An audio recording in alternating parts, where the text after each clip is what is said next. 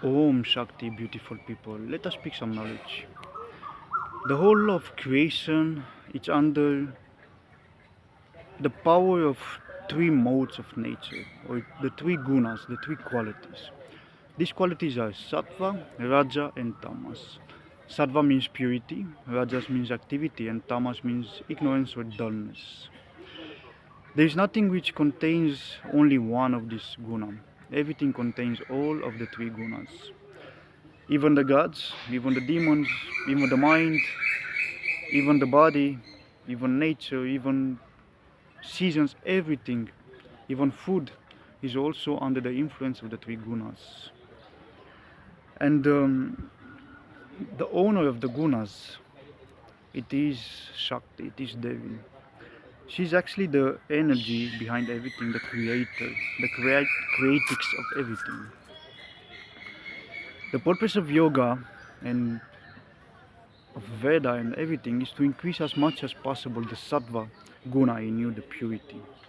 Because once you have more purity in yourself, then you can experience better the reality and clear, and the self can be experienced better. So all the practices, everything we do is actually in the search of sattva. Don't think that you can always have sattvic guna in you, or rajasic or tamasic. They always change. They come one after the other. Your skill is the skill of an enlightened person, of a yogi. It's to not be affected by them, to know that he's just a witness of these gunas.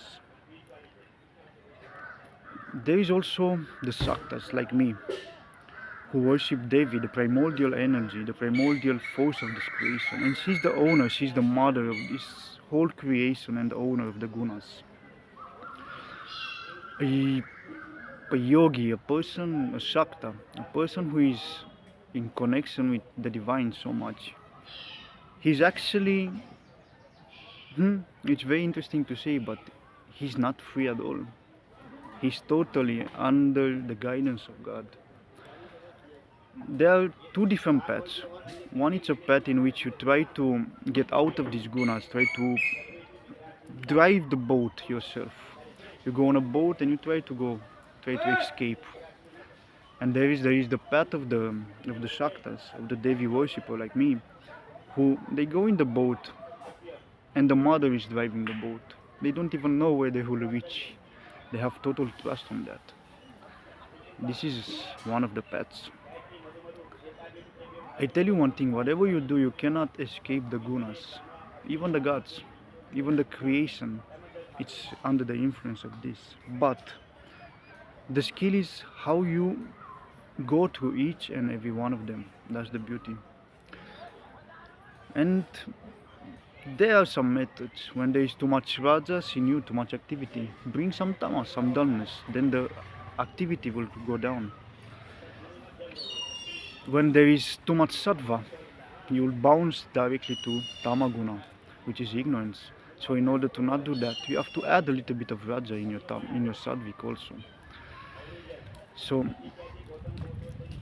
the purpose of a human life, I would say, is to balance these three gunas and to be aware that you are under the influence of them. You cannot escape. As long as you live in the physical world, you are part of them.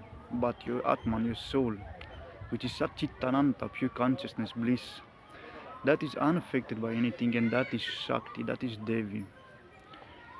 There is no difference between Shiva and Shakti, only for the ignorant one. In reality, they are both one. One is existence and the other one is expression. You cannot have existence if it's not expressed, and you cannot have expression if it's not existing. This is the beauty of creation. So remember this.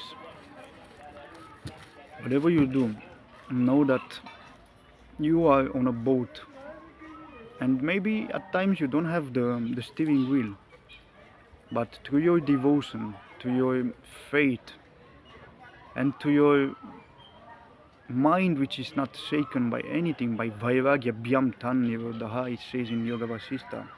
Vairagya brings the stoppage of all mental activities. Through your dispassion, you can attain a balance and an equilibrium in all this. Om Shakti. If you like, please don't forget to subscribe to the channel. It will help me a lot because it's still at the beginning. Om Tat Sat.